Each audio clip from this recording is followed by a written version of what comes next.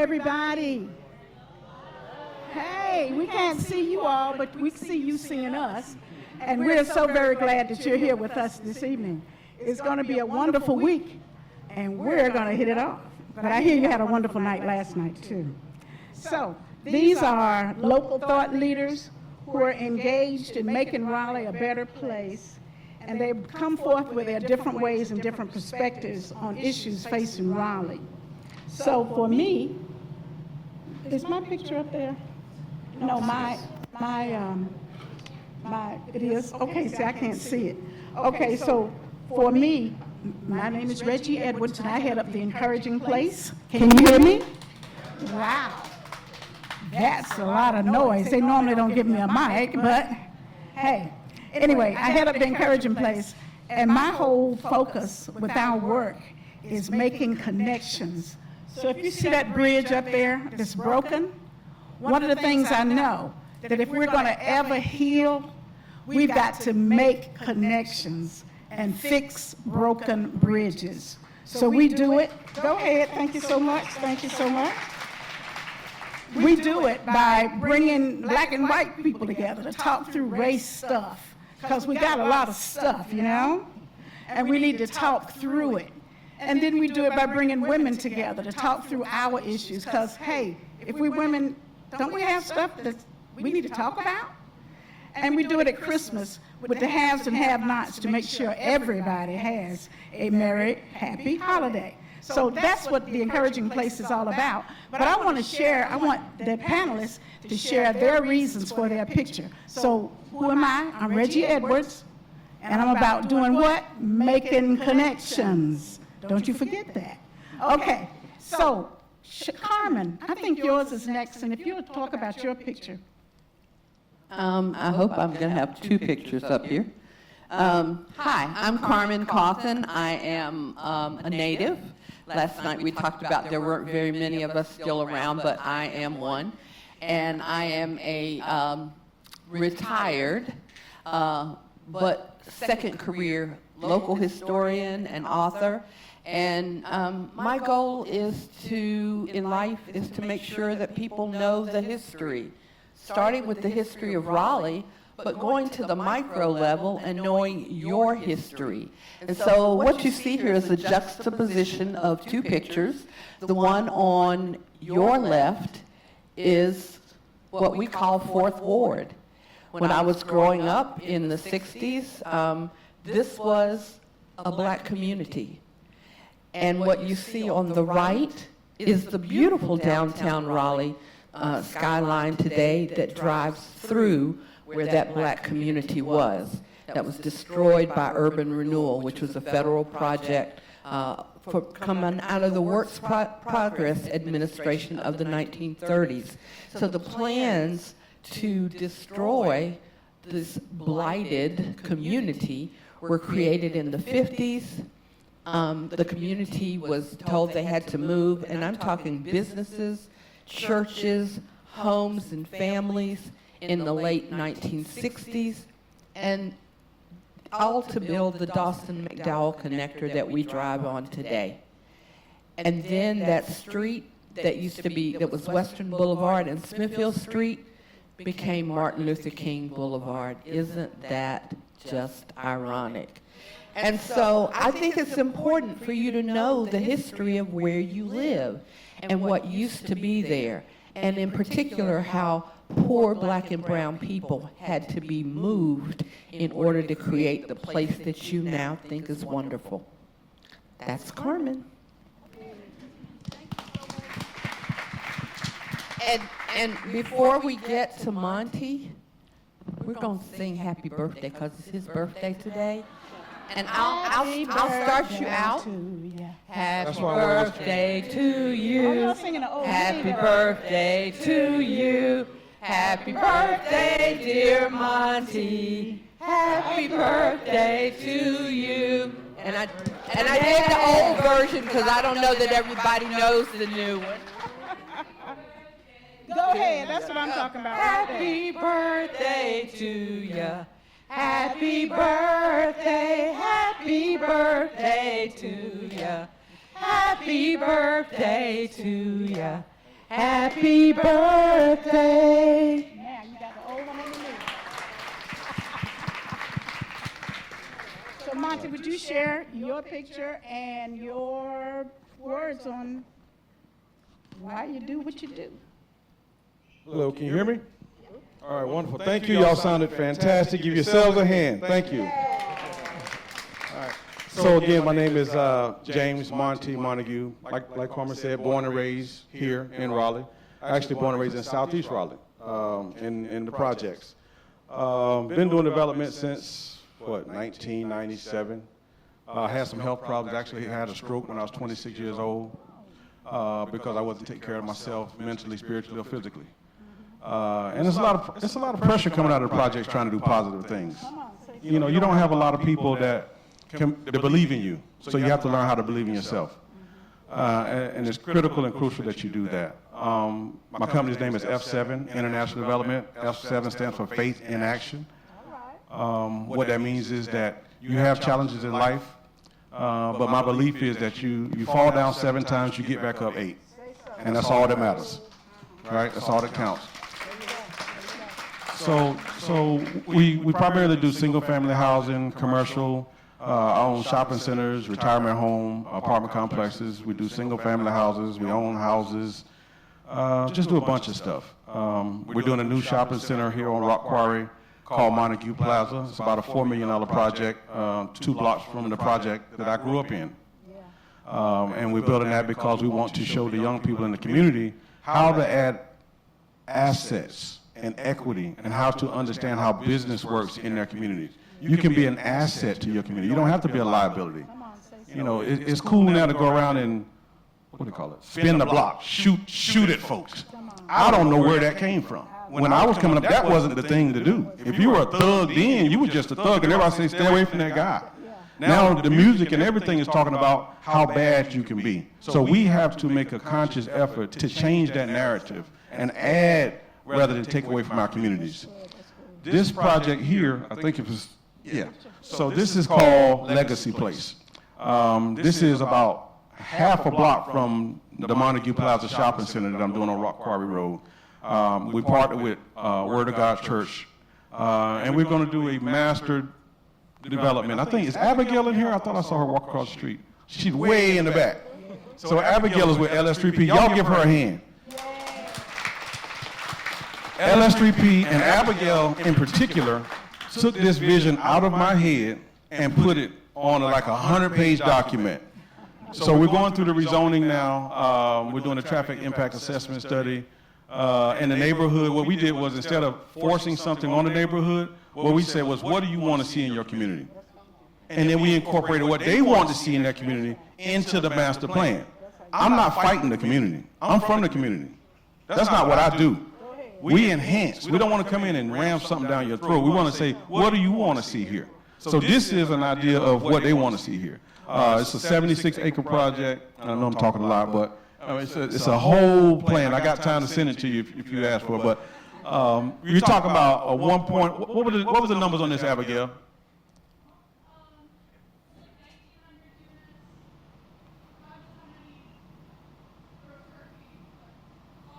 Yeah, 1,900 units, and I think the number they gave us when all said and done is like $1.8 billion. So we're talking about $1 billion project right here in Southeast Raleigh, done for the community and by the community. So I know I've talked a lot, so we got a lot to go. Okay, thank you. Bynum, would you share with us? You want me to follow that? I know. It's his birthday.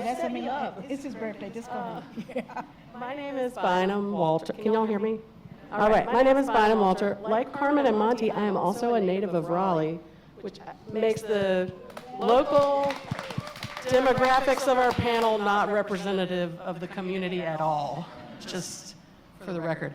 I work for the City of Raleigh in the planning department. I lead our comprehensive planning program, which includes the chief policy document for the vision of how Raleigh will develop, as well as preservation planning. And I'm going to nerd out on you. I'm real sorry. I brought these maps with me tonight that show, and I brought notes because I want to get these numbers right. They're kind of unbelievable if you think I don't get them right. So in 1920, Raleigh passed a school bond for $2.5 million to build 9 schools in 10 years. Okay, so a lot of you have a design background and you know how ridiculous those numbers sound. That's why I had to write them down, because I knew you wouldn't believe me if I didn't have my notes. So those $2.5 million, 9 schools, 10 years. 2 of those 9 schools were for black students. 2. 3.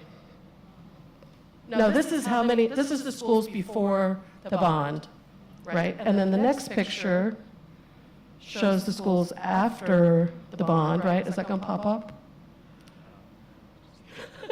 Thanks, Jeremy. Oh, was it there and I couldn't see it? This is after. So this is after the bond. And so the new schools that were built for black students were in the southeast part of Raleigh. And this map shows the black schools in green dots and the white schools in blue dots. And the map underneath that is where black people and white people live. So if you think that, what'd you say, hon? Oh, he wants you to go back. So that's how they were in 1920 before the bond. And then after the bond, there you go. That's the new schools, the 9 new schools. And then what I see when I look at this is that the things that Raleigh did to segregate our population, lots of places in America used the Homeowners Loan Corporation red line lending maps. Raleigh was not big enough. We did not break 50,000 people before the 40s, 1940s. So when the Homeowners Loan Corporation was making their maps, they made maps for Durham, for Greensboro, for Asheville, because it was bigger than Raleigh in that era. Think about that. Think about how big we are now, how fancy we think we are. Yeah, you get it. But so we segregated people a different way by building schools for certain kinds of students so that functionally families had to live near the places where their kids could go to school. And that shaped where people lived in the city, and it still shapes where people live in the city. These patterns hold up from, this version is 2020, the next one is this one is 2000, then 2010, and then the most recent one is 2020. And it still looks like that. And I think Reggie was talking about making connections. I make plans. I'm making plans. I think it's so important for us to think about the negative consequences of separating our populations. There were definitely costs to our community for that, but there were benefits. I know that sounds crazy to say, but the strength of the black community that resulted from that segregation also had a value.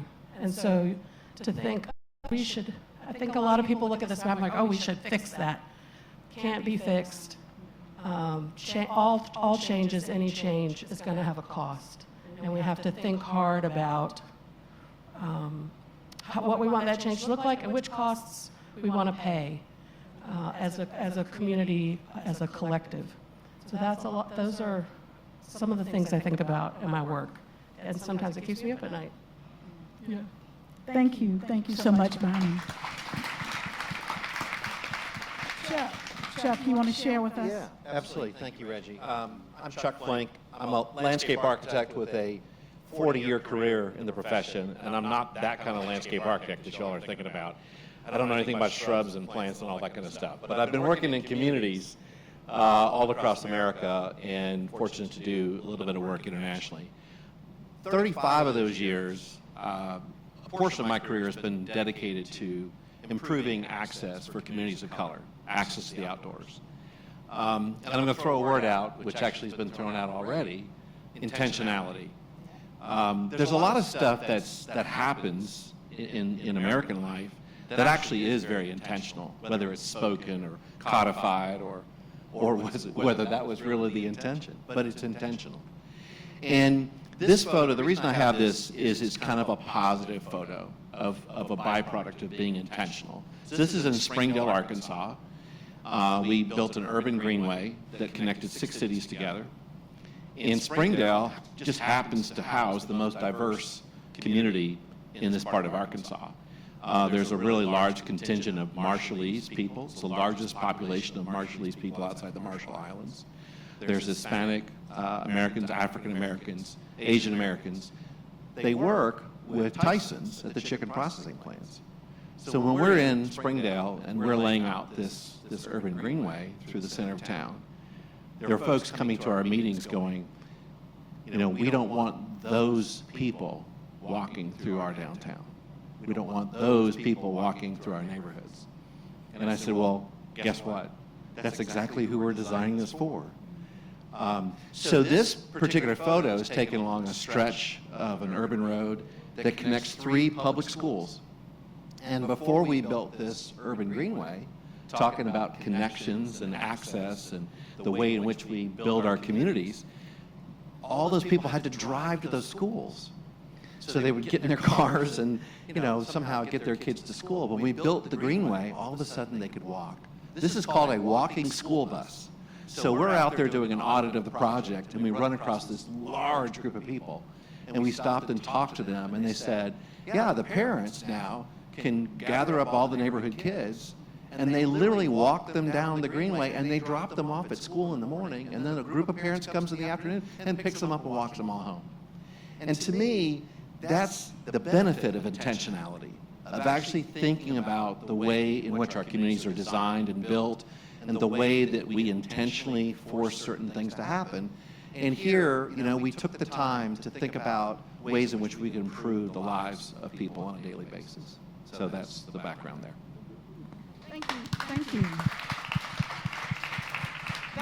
That's a beautiful picture right there. I love that because if only it was possible. Here in this Raleigh, okay, I said it. Okay, I said it. Okay. Okay, so I've got some questions that I wanted to ask, but I thought I ought to start with my own question. So, my question to the panel is, as divided as America is on almost every front, what is significant about the work that you do? We'll start right here with you. Well, you know, I feel blessed in a lot of ways to have traveled and worked in so many communities and then to travel around the world, because this is what I'm going to tell you. We actually share a lot more in common than people would want to believe. But we magnify the differences that are fairly minor into major divisions. We magnify those. I'm going to give you an example. We've been working in Memphis, and we're trying to build an urban greenway in Memphis through the North Memphis African American neighborhoods, where there has been no investment since Martin Luther King was assassinated in 1969. And when we went in there, naturally speaking, with the greenway, which is something that these folks really don't see the need for it, we got an extremely chilly reception. Like, what the heck are you doing here? What the heck's a greenway? We don't need all that, you know? So, how do you take division and make it a unifying element? How do you create conversation? How do you invite people to participate? Because that was really the challenge. And the one thing I will tell you that if you do these kinds of things, serve food, number one. Food is a very good way. Yeah, food makes friends, you know. And then you really, you know, you want to connect on levels that are meaningful to your audience, to the people. So listen, go in with big ears, you know, listen to issues. And I think it's a respect factor. It's a respect to your audience, a respect to the people that you're trying to work with. And I find that once you can break down some of this angst and some of this polarization, what you're left with are the things that we all agree upon. Because we love our families, we love our communities, we love place. Place is important to us. Place is an incredibly defining thing. And that's where you start to build bridges. You build conversation, you build something that becomes actionable, that people will support. So what's happened out of this has taken a long time, by the way. This has taken about 5 or 6 years. But now, the biggest champions for our project are the very neighbors who showed up at those initial meetings, who asked us what the heck we were doing there. But they see the benefit. They see that we're about building community. We're about building a strengthened community. So that's an example. Okay, Monty, I'll let you take that one. Yeah, go on again. Okay. I have ADD issue, so you're gonna have to ask the question again. Okay, so I said it's divided as America is on every front. What is significant about what you're doing? Okay, so what is significant about what we're doing at F7? Let me give you an example of what we're doing and why it kind of matters. To like you were saying, bridging the gap and divide. So in Durham, I don't know if you guys ever heard of the historic Hayti area, like the Black Wall Street back in the days in Durham. And I'm pretty sure a lot of you are familiar with how state government came in the 50s, 60s, whatever, and ran the Highway 147 straight through the middle of the black community. You guys familiar with that? Okay, horrible. And you're going up 147, and you look to the right. You see beautiful skyscrapers, 7, 10-story buildings, magnificent. Look to the left. It's the hood. And I don't mean the little hood. I'm talking about the whole thing, like from there all the way past Central, all the way, it's hood. That came from a deliberate, intentional thing. That was no coincidence. No coincidence. So, and that was years. That's not 10 years. That's like 40 years, 50 years ago. So you've got 40 to 50 years of divestment going on. So then, naturally, what's going to happen now, or what's trying to happen, the market actually says, okay, well, now it's time to gentrify. How is that fair? Come on. It was deliberate and intentional to destroy it, but now, oh, the market calls for us to gentrify now. That's not what we're doing. We're doing a project, and it's called Fayette Place. It's about a $470 million project. We partner with the Durham Housing Authority. Me and my partners, Gilbane and Greystone, we're doing 680 apartments, affordable, not deeply affordable, but affordable apartments. We're doing 43 townhouses, but more importantly, we're doing what's called an innovation center. It's about a $20 million project right on Fayetteville Street, on the corner of Fayetteville and Umstead. That's a part of this, that what we're going to do is rebuild the Black Wall Street. We're being deliberate and intentional about doing that. We are intentionally not going to look for credit tenants. We're not looking for that. We're looking for people that are from the community, that want to stay in that community and be assets to their community. It's not fair for you to bring Fortune 500 companies in to an area and then the same people benefit all the time. There's nothing for the people that have been just divested and just destroyed over time. That's what leads to unbalanced growth. And, you know, we always get these reports of Raleigh and Durham being number one, this place to live in that place. Not for everybody. Not for where I'm from. You know, we didn't have those opportunities. You know, so it's time for us to be able to work together to do what we can do to bring to the table to make it more equitable and make it more fair. So that's kind of how I think we can bring something to the table. Thank you. Y'all like that, right? Okay, Bynum, can you take this question? As divided as America is? Would you jump in there? I want to take it. Okay, go ahead. I want to talk about two things. One is that even when people are super divided, what they have in common is their very strong emotion for the thing they value. And it makes it really hard for them to talk to each other. I was talking to, where did you go? I was talking to Michelle earlier tonight. She did Planning Academy with us, and that's one of the, it's an educational program that the planning department offers 4 times a year. We do a 4 or 5 week option where you come one night a week for a couple weeks. And then we do a weekend option where you come like Friday night, Saturday morning. Depending on what your schedule is, we try to provide options because people are deeply divided in their schedule availability, among other things. But part of what she and I were talking about, she said, well, you know, what that program does is it shows what the city really can and cannot do. And she talked about how her neighbors There are things that they value highly with strong emotion. And she said, but I recognize now the city can't, those aren't things the city controls. And so being able to go back and talk to her neighbors and say, well, here are the things the city can actually influence. So I think that is something about the work that I do that I really value. So we have tools like Planning Academy to help people understand how the city works better, but we also have See, Click, Fix, so you can log on and get something that's not right fixed for you. I might stop there. Okay. You know, I'm coming back. Yeah. He's encouraging. I'm going to stop there. I'll save some for later and leave some time for Carmen. Thanks. Carmen, you want to take that one? You know, I got 20 others, but you know, So, listen to everybody else, and when Monty spoke, it struck a chord in me. When Hayti was destroyed, my father had a drugstore in Hayti, and he bought that drugstore. His father had a drugstore here in Raleigh, but he didn't want to practice with him, so he bought a drugstore in Durham. Unbeknownst to him, the process had already begun in Durham, and he didn't buy the building, he bought the business. And so the white man who owned the building got the money for the change. And he bought a drugstore here in Raleigh, and we moved back. But that is always, even though I was a little girl, I guess I was 4 or 5. I had to have been at least 5 because my brother was born in Durham.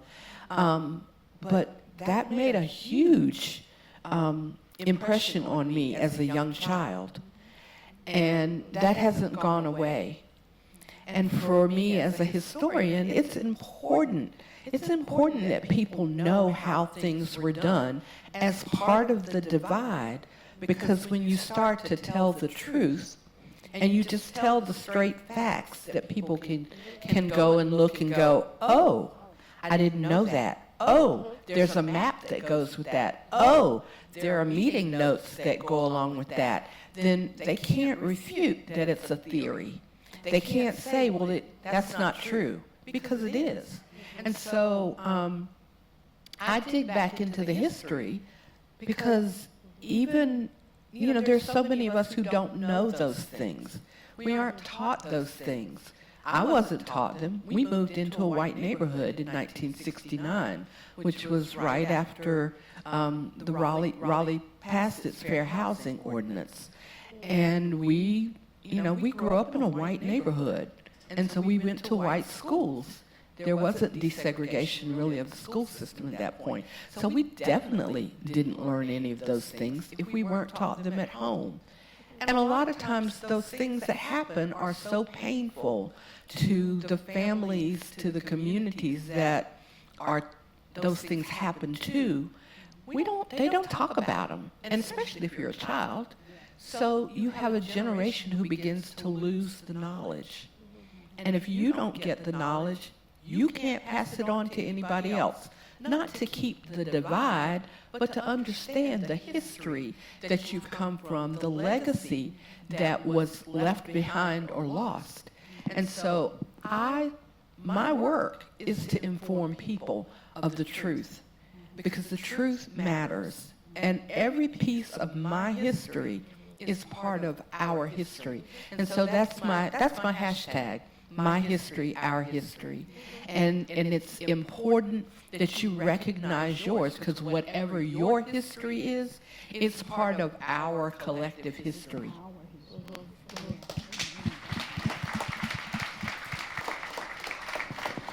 You know, I was thinking about something. This one just came to me. It's like you can't call a thing unless you name it. Okay? I mean, we can't say this is a bug and it's a snake. Come on. So you can't call a thing unless you name it. And that takes me to the whole point of, what is affordable housing? Would somebody please tell me? Because when I see it, I'm like, but for who? Anyway, could you tell me what affordable housing is? I got off script, but this is what I want to do.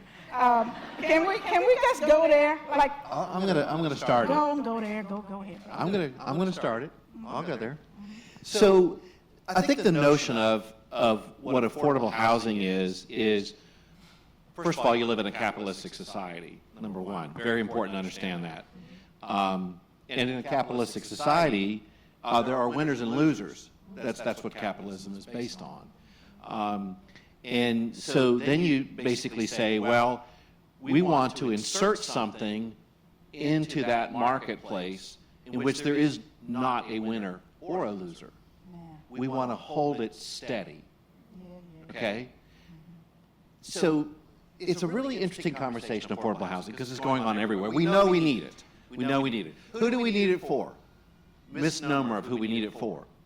I'll just throw out some categorization for you. We need it for school teachers, policemen, firemen. We need it for the people who work in restaurants. There's a lot of people who fall into the category of affordable housing, and they're the people that make American society work, right? So we want to create a living condition that people can actually buy into. That's a goal. It's a laudable goal. It's a community goal. I think you can't find anybody who isn't in favor of the concept of affordable housing.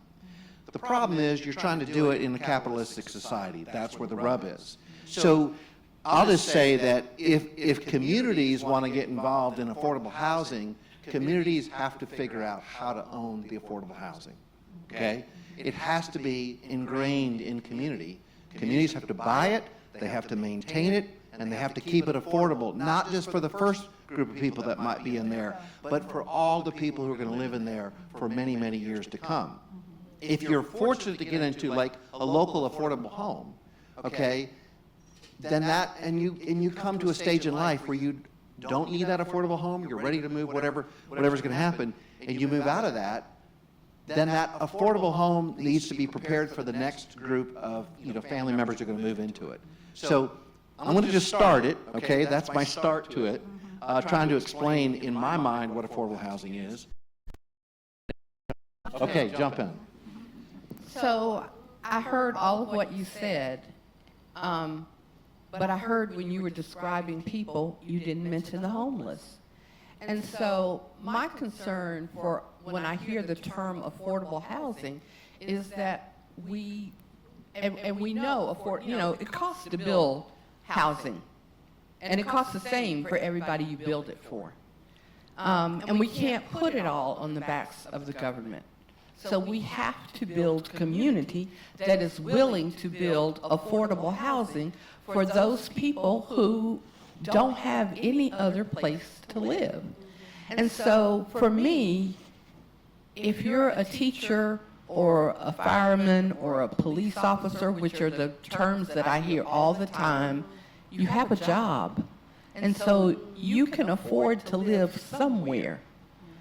But in the capitalistic society that you are talking about, the people we throw away are the people that live, I don't know where they live, but they hang out across the street from me, where I live, in a nice neighborhood that is now gentrified. But I hear the apartment complex in the back of me, where during the day, the people hang out, and I don't know where they go to sleep at night. Because if you're hanging outside all day long, that suggests to me that you don't have somewhere to be, to work, to hear, to eat. And so the library across the street from me has a bus stop where the place that covered the bus stop has been removed in the last month, because it is a place where people hang out to eat, to be during the day. And those are the people that are my biggest concern that need housing. And so for me, every organization, not just government, not just developers, but also churches and sororities and fraternities and the Y, like Southeast Raleigh Promise, all of the organizations and businesses need to come together and figure out how to solve this problem. There is no way to start now and build all the housing that we need. But in the capitalistic society in the neighborhood that I live in today, people who have had less than housing, because really it's less than if you are afraid to walk on the floors because they will fall through. It is less than if there are holes in the wall and critters crawling through that your landlord will not take care of. Because the landlord has now been offered more money than what you will pay, they put you out. They give you 30 days notice and tell you to go. If you are fortunate enough to be able to get a voucher, landlords in this area don't want to take the vouchers because they can make more money without taking the vouchers. Those are the people that are my concern for affordable housing. And so when we talk about how much money people make, when I hear and when I see the city talking about affordable housing today, I hear them talking about 80% AMI. That's average median income. The numbers in this area for average median income are probably around $90,000 today. So 80% of that, and I know my numbers are wrong because those are my numbers from 2 or 3 years ago, and so the numbers have gone up. But 80% of a $90,000 income is $75,000 income for a family of 4. I am a retired state employee. My retirement income is about $38,000 to $40,000 a year before my $700 a month health insurance comes out. So my check is $2,000 when I see it. That's $24,000 a year I have to live off of. Now, I'm fortunate. I have some property. I've got a house, but I'm fortunate. And I'm struggling. The people who don't have that, what happens to them when they lose the place that they were renting on their retirement income because the landlord said they weren't going to fix something, so then they put somebody out. Then the landlord goes in and fixes the place and rents it for $1,800 a month as opposed to the $900. I know I took a long time, but that's the piece you need to hear, because those are the people, to me, who desperately need affordable housing, because it's all affordable for each of us. So what might be affordable for me may not be affordable for you. You may be able to afford the $1,000 a month I'm paying for rent, and I know that the only reason I have my house is because it's my cousin's, and he loves his family. Because he could charge $3,000 a month for where I'm staying. But those are the pieces that we don't always hear come to the table. And so when you hear affordable housing in general, it doesn't always cover everybody that needs it. It's scary. Yeah. You want to catch that one? Well, I actually do affordable housing. So I'm a developer. I'm a landlord. We get a bunch of bad, talk about landlords and developers. But let me throw something out there. And you're right. About you. You know I love you. I wasn't talking. Yeah, no, I'm just joking with you. But so what we have to do is we have to figure out a way, because I hear a lot of people that are interested in affordable housing. Interest does no good. We have to be committed. When you're committed to affordable housing, just the people in this room can solve the problem in Raleigh. Just the people in this room. When I was in my 20s, right, there was no Google. I don't remember the internet. I know there was no Facebook. There was no Instagram. If we wanted to know something, we had to go and get an encyclopedia or a dictionary. Y'all remember those? Okay. Some of y'all like, what is it? Encyclopedia. Yeah. So that mindset was not the mindset that you guys have. You guys, as this group, this generation is coming up, y'all realize y'all can do anything. Y'all do know that, right? Y'all can do anything. Y'all know that, right? Yeah, y'all know that, right? Okay, so I just need y'all to understand that. So when you hear people talking about, well, we can't do anything about affordable housing, that's because they've already, in their mind, committed to not doing anything about affordable housing. Okay? When you commit to doing affordable housing, you make decisions like my wife and I. My wife is back there in the corner over there. We built Wanza. Give her a hand. She let me come in here, y'all. She let me take up my birthday in here with y'all. So she mad now. Don't get me wrong. And she probably hungry. So we leave it in a minute, baby. So what we're gonna do is we have a retirement home. We built it back in 2004. We built it for $4.8 million. Our rents have not changed much since 2004. Our rents are still, what, $500 a month?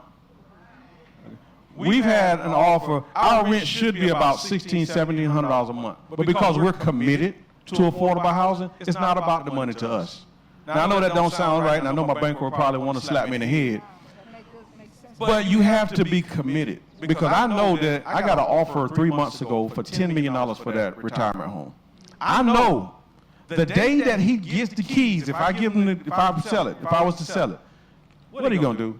He's gonna kick everybody up out of there, and he's gonna raise the rents, right? So what I'm saying is, we are committed to affordable housing. So it's just not about talking about being interested. You guys have to be committed about affordable housing, because we can't be the #1 city without real affordable housing for everybody. When you talk about the homeless folks, y'all talking about the same thing, because honestly, Carmen, you got to think about it. A lot of the people that are homeless that you see now weren't homeless a year ago. So that's the people that Chuck is talking about. So y'all are talking about the same people, just it's different stages of development. So we have to be committed, and we have to be serious and determined that we're going to solve this problem and make Raleigh and this area the great city that everybody talks about it being. We can do that, but we got to elevate our minds, and we got to be dedicated to doing it and be serious and intentional about it. Thank you. So what I think we've kind of dropped in on with everybody's conversation is the importance of communication and talking to people and listening. It's one thing to talk, but it's another to listen, because that is the only way to change a community. You got to go in there and hear what the people say, because there's no need of me trying to take my program to you, and it's like, I ain't hearing that. I don't want to hear that, because you don't know what I'm going through. And I think that that's the one thing that's crystal clear here, that communication is everything. Then we can move to intentionality. Well, it's got to take intentionality to get to say, I'm willing to listen. I'm willing to listen. No matter how bad it makes me feel, no matter how much history Carmen puts on me, like, dang, I ain't want to know that. But I'm willing to hear it, because we got to take the good, bad, the ugly to get to progress, you know? So I appreciate what you all have brought to, this stage right here. Don't you all appreciate it? Yeah. I like these people. I like them. I'll speak to them tomorrow, because they're talking truth. So I think now we're going to go on and move to the point you've been waiting for, and there are some questions in the audience that some people may have, so I'll share my mic. Nope, he's going to share his. And ready, set, go. We're heading to the back. We can't see, so. Mama Kai in the house.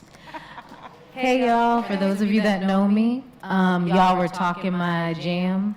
I'm an unhoused mom with a 7-year-old young black male superhero.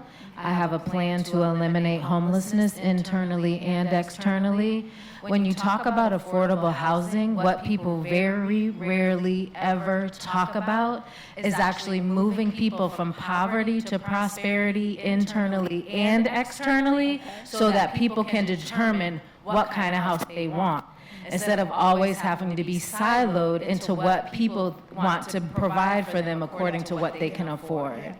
And so I'm kind of tired of this conversation, because there's always a lot of talk. I don't know how many times I presented my plan to all kind of people, and nobody actually wants to solve the problem, because what people don't understand, they fear. And so when you are afraid of something, you don't know how to support it, and you don't want to. And so it's been a very interesting journey over the last 4 months, as me and my son have intentionally lived in our car, because that was the only way that I could get involved and be in enough spaces to talk and be visible, only to not be heard.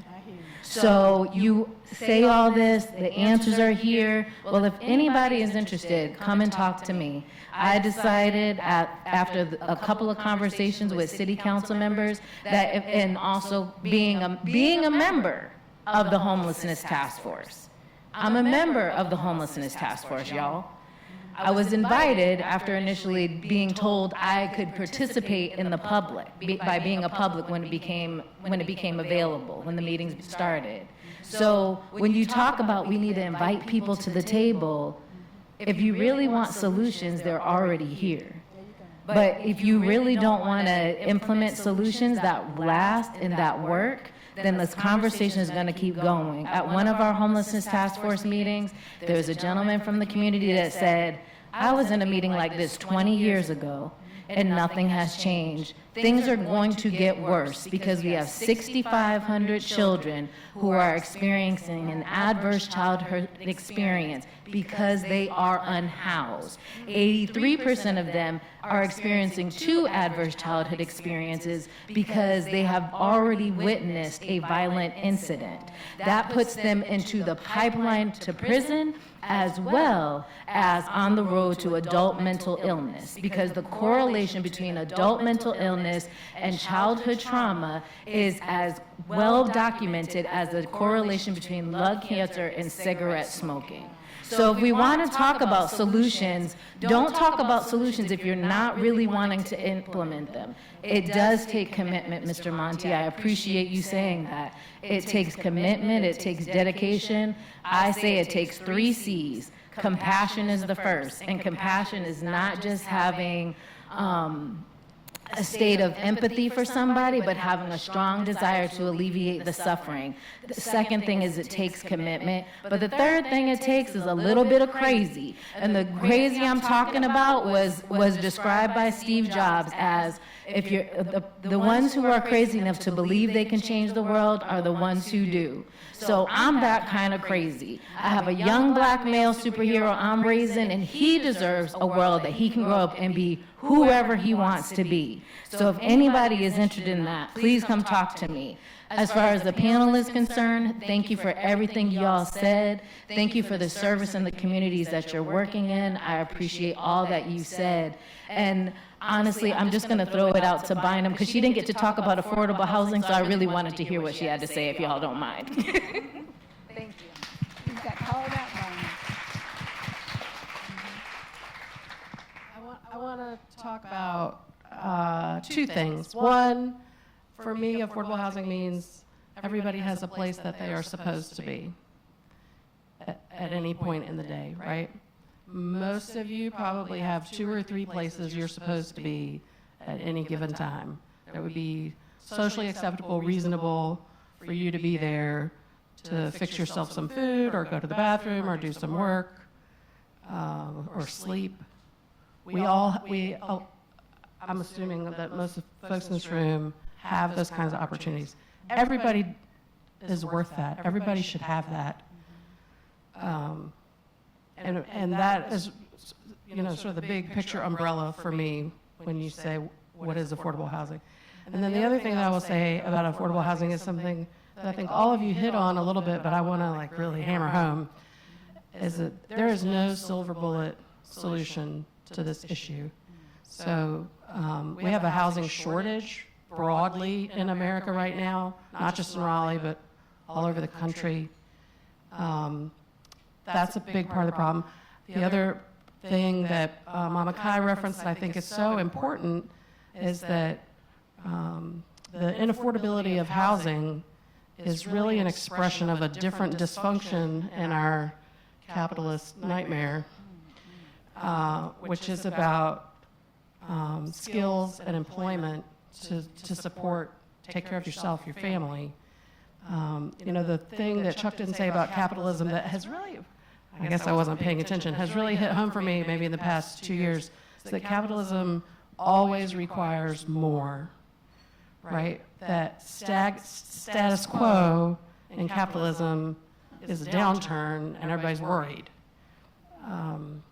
So everybody has to pull together. The city, we have to do our part. A lot of what we have done over the past 10 years is built affordable housing for that 60 to 80% AMI. I believe that's getting ready to change, that we're going to shift and we'll keep doing that, but we will add to that 30% for that more deeply affordable. I think we have to do that. Now, the strategy that we've been doing has been to create as many units as we possibly could, and that meant that the subsidy was the smallest subsidy, so you got those 60 to 80% units. We have to expand the program, right? The housing bond that passed, when was that? 2020. That will not be the last housing bond. And that one was huge and historic in its size. The next one will be, I believe, will be bigger and even more historic. So the city's going to do its part. People like Monty are going to keep doing their part. Everybody else is going to have to contribute as well. Government can't do it alone. The development community can't do it alone. If you're going to other the development community like that, I'm sorry. I don't mean to do that to you. We all have to pitch in. It is a cocktail, not a silver bullet, if we're going to address those issues about supply and also the bigger dysfunction in the market about skill. Okay. Do we have another question? Right here, coming to you.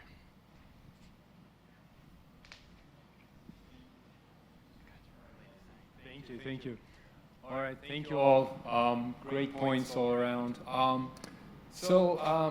want to rock the boat a little bit and say that affordable housing just doesn't sound good to me. It's kind of a dirty word.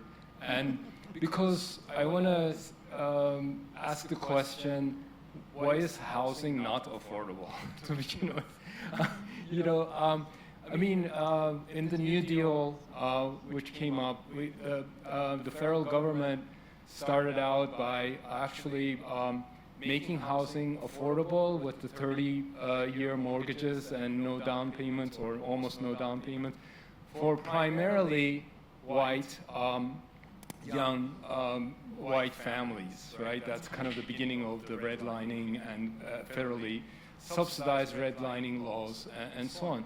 But that was an interesting step that's kind of what created generational wealth in the United States and the so-called American dream. But we have regressed. We've regressed so much from that. And instead of actually expanding that opportunity, we've actually now come to a point we kind of talk about affordable housing as a subcategory of housing. And so I want to talk about intentionality. And we talk about capitalism and intentionality, right?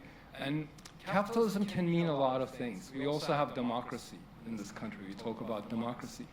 And how can we actually make capitalism work for more people? This is how can more people benefit from the way that we can build our money? We can build on our work, our sweat that we put, and we can grow our wages and pass it on to the next generation, right? This is supposed to work for as many people as possible, and that our promise as a country is that we extend this to more and more people as we grow, right? This was the promise, but we've regressed, I think, and this is why we're talking about this right now. But I think the solution, yes, we have to have affordable housing, but I think that's a way of actually not addressing our bigger problems. It's like saying, oh, let's just kind of continue with this like evil system that we have created, and we can kind of create some token solutions to it.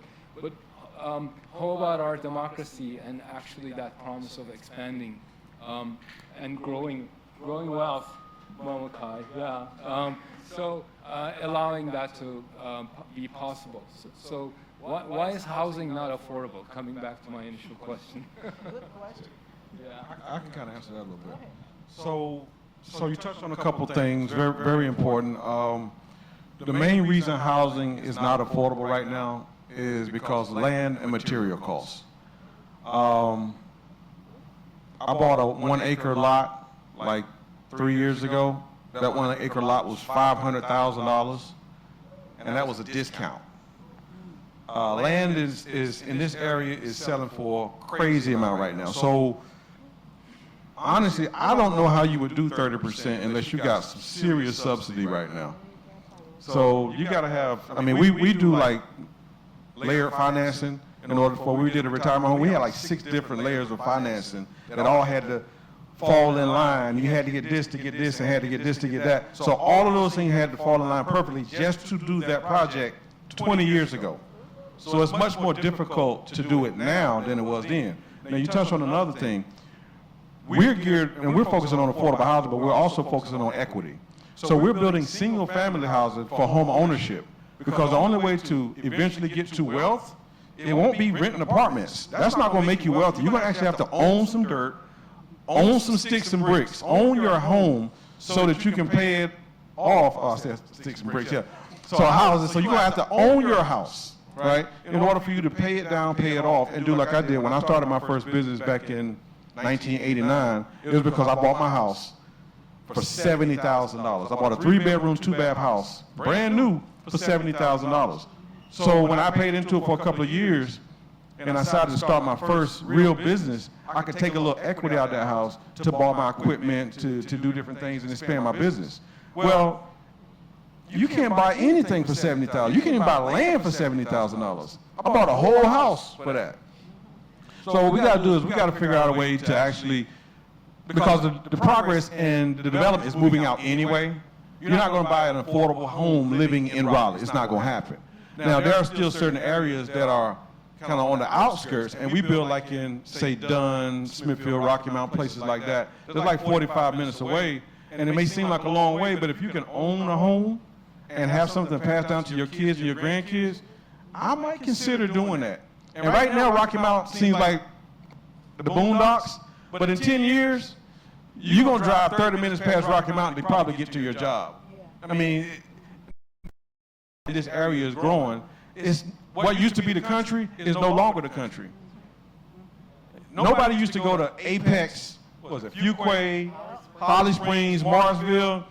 I had never been to Morrisville in my life. I was born and raised here. And when somebody said, well, let's go to Morrisville, I said, man, I'm not going. That's another state.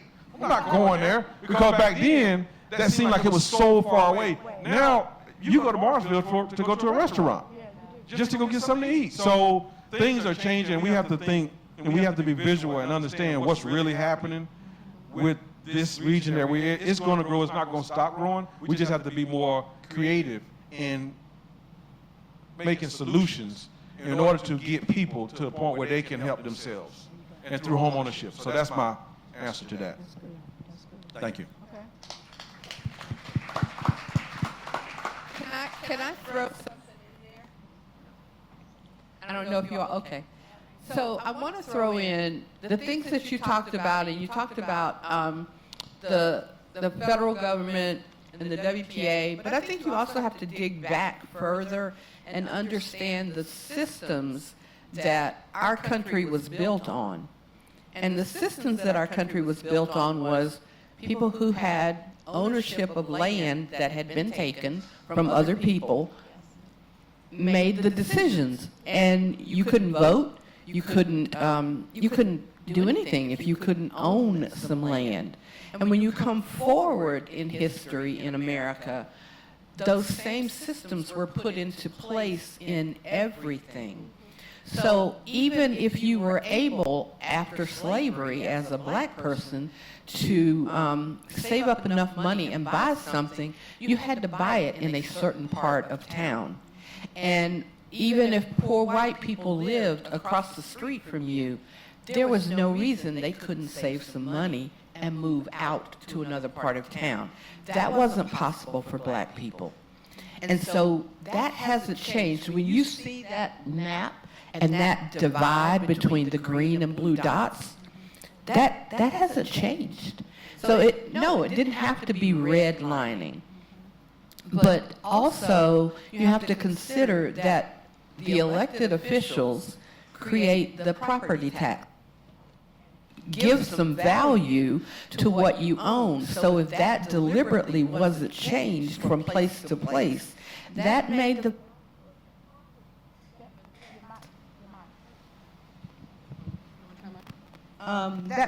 value of your property less. So I have a house in Oberlin that I bought in 2000, had lived there since 1990, and the owner was white. He offered it to us in 2000 after we had rented it for 10 years, and the tax value on that house was $65,000. Mind you, Oberlin was a black community, completely black, when we moved into it. The tax value the last time the reappraisals were done was $319,000 after a 20-year period. The reappraisal value is going to come again this year. And so I'm sure it will climb, because all of the houses that are being purchased and built in my neighborhood now, not to mention that most of the black families have gone, the houses are selling for $500,000, mostly up $1 million and counting. And it's because of the land value. It's not because of what's built on it. And so those are other things that we have to take into account as we look at it. Systems are created, whether they are a redlining map or whether they are just the laws or the codification. The FHA loans, they weren't built for black families. The VA loans weren't either. And so even the wording was that we keep a homogenized community. So what does homogenized mean? You know, I think of homogenized, I think of white milk. And so, that, it didn't say that specifically, but that's what it meant. So it's more than just what we develop and where we develop it. It's also going back and undoing some of that stuff that was written into rules and regulations and laws.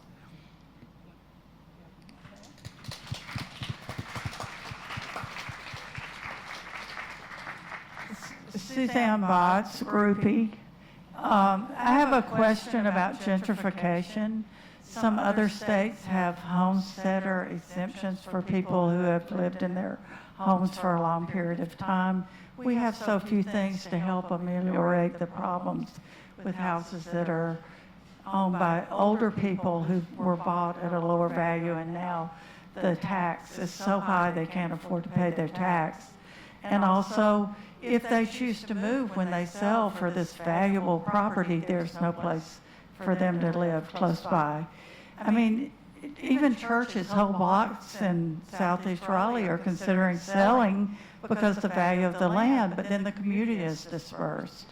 Can you comment? I think we need to elect some other people, because the state legislature has so much control. They won't allow units for affordable housing. I used to live in Boston, and it was expensive, but there was in my building affordable housing for people who were working, and it's a better way to go. Well, as Bynum said, this is so complicated, and there is no silver bullet. But I do love what Carmen said about, and I think Bynum about, a compassionate society. And you can't really crow about success when there are major problems, systemically happening in your community and have been happening for, decades and decades and decades. I think the best way to rate communities on how successful they are is how much they're doing to really address and tackle these very difficult problems. We are in a democracy, so it's up to us to elect the right kind of people to address it.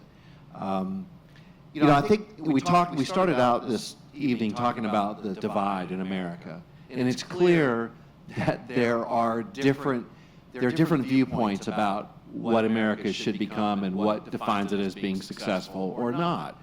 And that's probably the biggest gap in American society today. And people are passionate on both sides of that. But I think it's not, the amount of systemic racism and the intentionality at which people of color have been left out of the agenda, left out of the conversation, deliberately pushed away from opportunity, is so dramatic and so real. And I think that's what Carmen is talking about, closing the gap in a lot of that.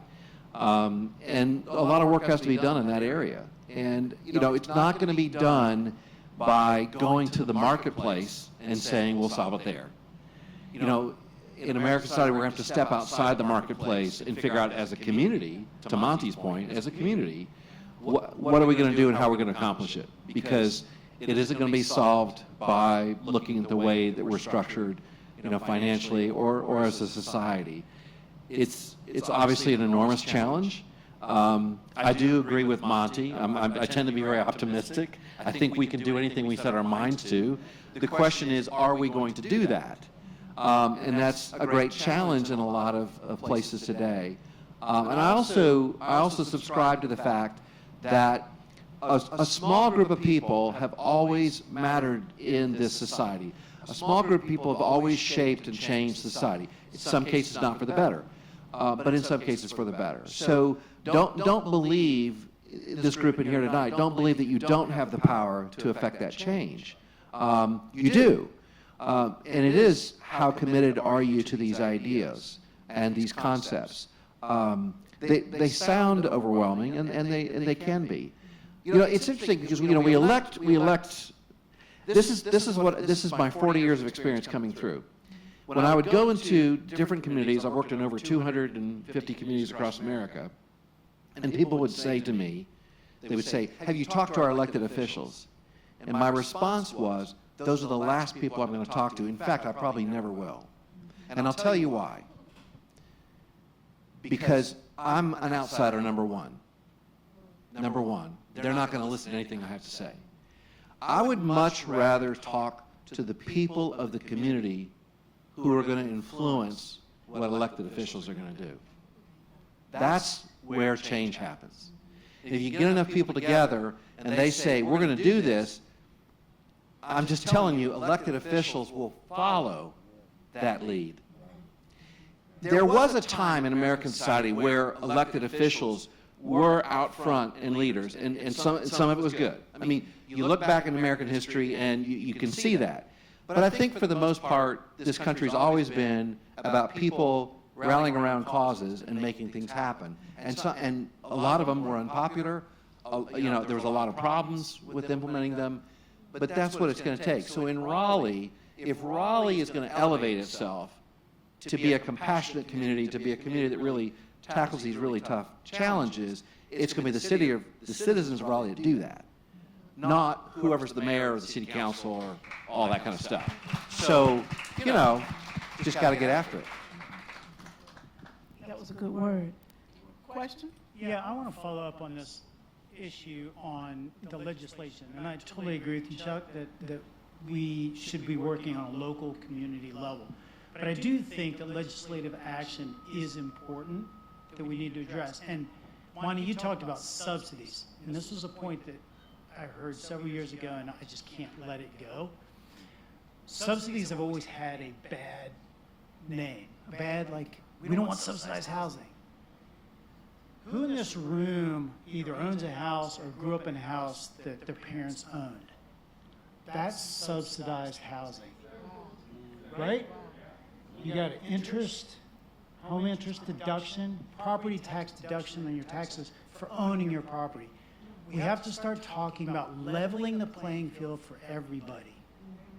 It starts locally, but we have to be as one and start talking about changing legislation to create a more equality housing. Right?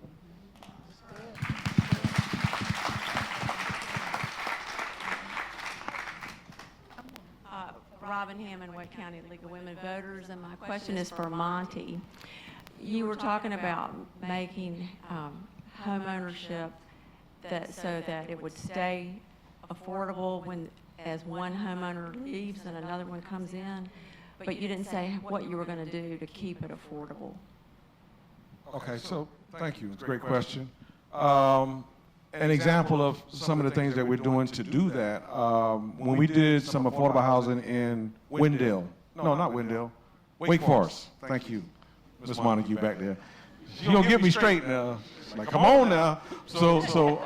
But Wake Forest, we bought some lots from the town of Wake Forest, and the point was to do affordable housing and have maintained affordable housing. We put what's called deed restrictions on those houses so that the people wouldn't buy the houses and flip the houses. So we had to make it so they could stay in a few years, and I think there was like over a 10-year period, they were allowed to take 10% per year.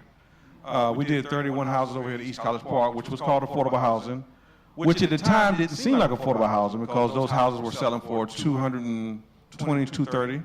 Now that's affordable housing. You know, hindsight, you know, because now the houses are $500,000 and $400,000 in Raleigh right now.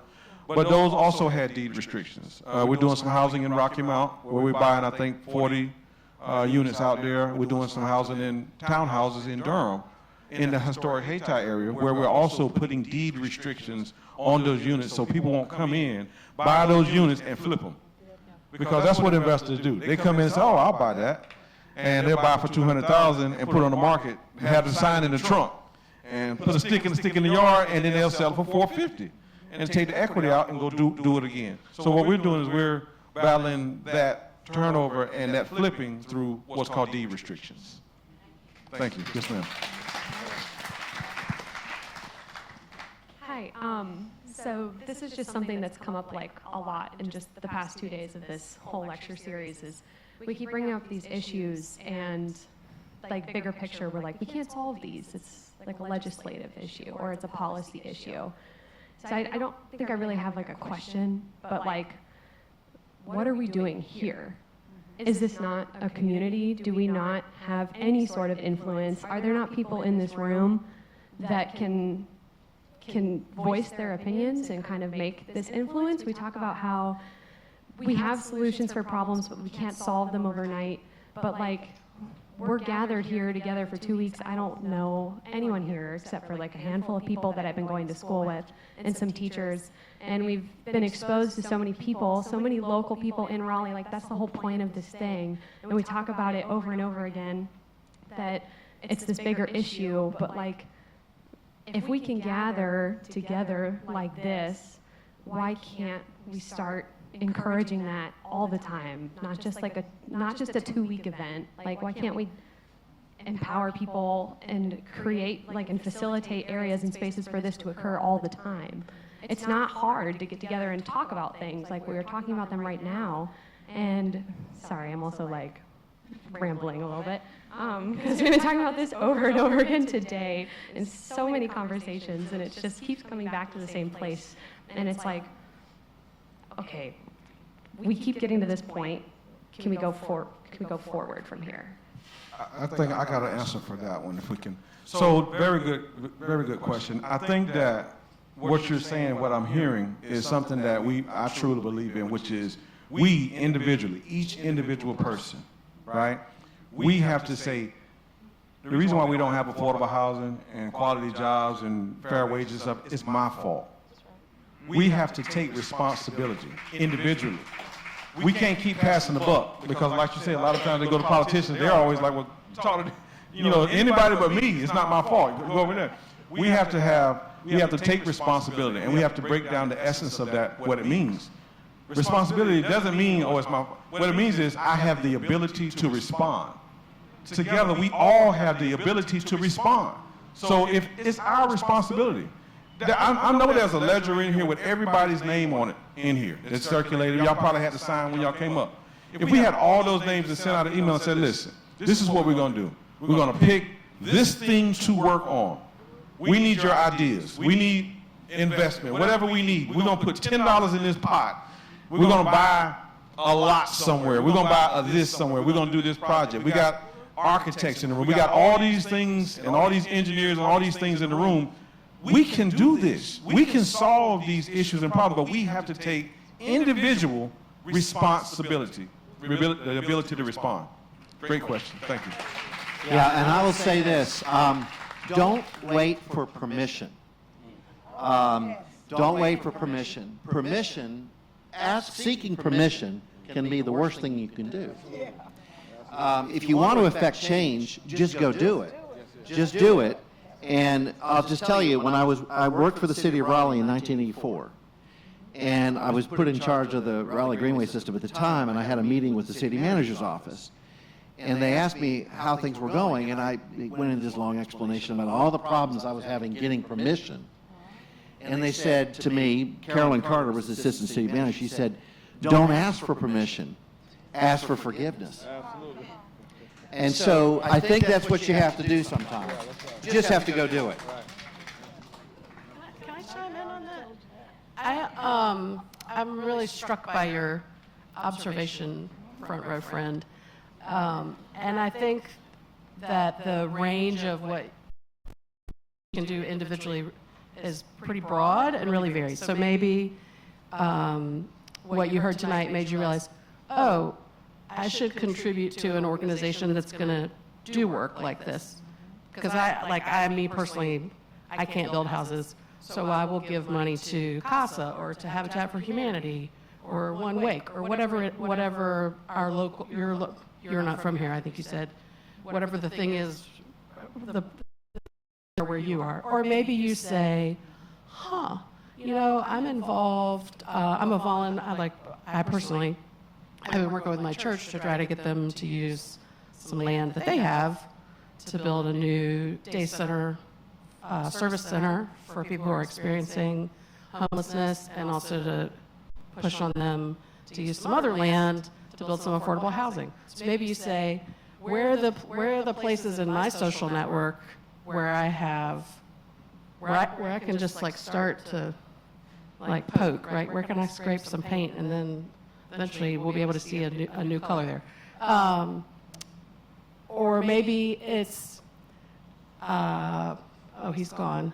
Maybe you think, I really think, I can tell you the most important local tool that we could have would be inclusionary zoning, that we could require everybody who builds,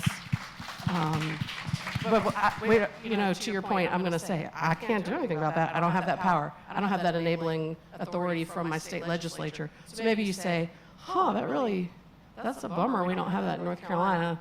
How can I go over here and agitate for that and be effective in that way, right? So that goes back to the point I was trying to make earlier, which is we all have to do our little bit, and you probably are going to have to do some discernment to figure out what your little bit is, right? And maybe it's a little bit of money you can funnel somewhere. Maybe it's flexing your social capital. Maybe it's flexing your political capital. Just figuring out whatever that is and taking that out into the world and doing something about it, I think is, yes, there's a call to action in this, right? Yeah.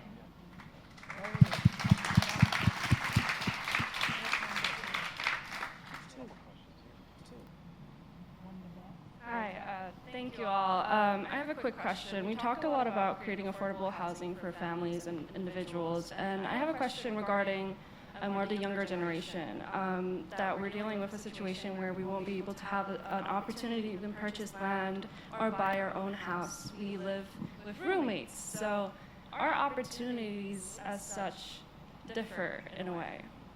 So what kind of recommendations or advice would you give us to kind of try to battle these changes and have property of our own one day, if we can? Can I say a couple things? Yeah. One, I don't think that we should accept the American ideal that everybody has to own their own home. The federal government did a lot of work to socialize all of us for the last 100 years that we should all buy a house. And that's the best way that any household can cultivate financial accumulation wealth, right? So I would say maybe don't accept that anymore. Look for other options. And then the other thing that I would say is that you asked, sir, it felt a little rhetorical, but there was some sincerity in it as well. Like, why is housing so unaffordable? Why is housing so expensive? Part of what's happening is about the demographics of generations. And my parents' generation, man, they will not move out of their houses. They are living a very long time. What the, and like, right? Like, what is going, like, and this just really speaks to the availability of land, the availability of resources, right? That generation, that we call them boomers, they are really holding on tight to their assets. And right? Like, yeah. My dad will not move out of his house. What is up with him? Carmen's like, where am I supposed to go? Yeah, right. No, don't go anywhere. Don't go anywhere. I am a part of a very tiny generation, and I judge that you are behind me, and not as old as I am. The generation behind me is just as big as the generation ahead of me. And I feel like we're at this peak now where you have demand from that older generation, all those people that still want to stay in their houses. And then this bigger generation behind me who would like to get into houses. And so we have this, I would say we're at a demographic peak for demand right now that is part of the housing shortage that we are all experiencing. And so part of me is like, you know, like wait 10 years. I mean, have you read about the forecasted intergenerational wealth ahead of us? That bigger, older generation is holding so much resource in our society right now. So you're saying we're going to die? Yeah, I mean, that's not really news, right? Despite the high cost of living, its popularity continues, right? Like, the grass withers and dies, man, you know? That's not new news. So I think I gotta call it a night. We're right at our limit. One more round of applause for everybody.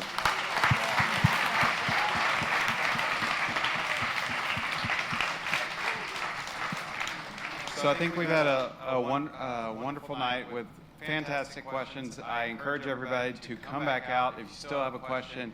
Not tomorrow night, you get a break from us. Skip again on Wednesday, and Philip Kafka is coming from Prince Concepts, where he's done a lot of redevelopment work in Detroit. So a case study coming out of the last recession. So it should be an enthralling conversation. Thank you all for coming. Before we go, I think it's only right we give everybody the chance on stage to have the last word as they walk off. So if any of y'all have one last thing you'd like to leave us with tonight, we'd love to hear it. And we can go down the row if you would like. But thank you all for coming. I'll turn it back over to the stage. Well, the one word, let me get mine in. The one word, couple of words that I would say to the young people is keep on pushing. Don't wait for the rules, go on, break the walls down and go on and do the thing. Because that's the only way change is going to come. Because the old heads gonna sit in them houses and die, right?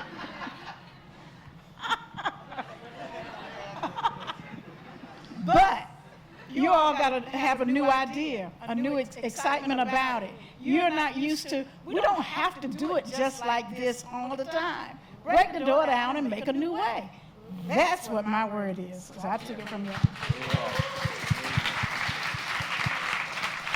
Well, my final word is that it's just been an honor to be here tonight, be a part of this conversation. I think that these are the kind of conversations that have to continue, and you know, I'm looking forward to seeing some action. So, and looking forward to being part of that action. So, thank you very much.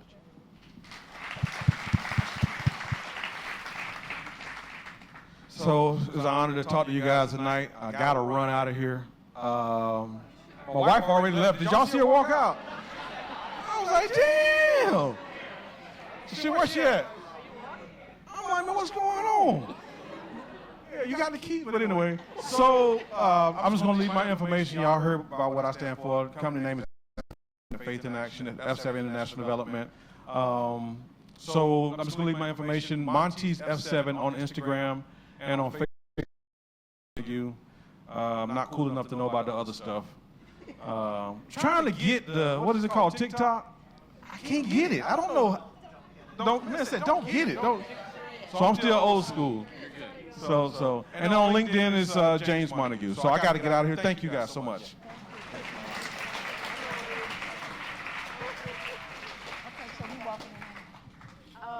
are holding Planning Academy in September and again in October. If you are interested in Planning Academy and you want to come learn about how the city works, I would love to see you there. You get dinner, and you get to talk to planners and other folks that live in Raleigh who have interest in development issues just like you do. Would love to see you there.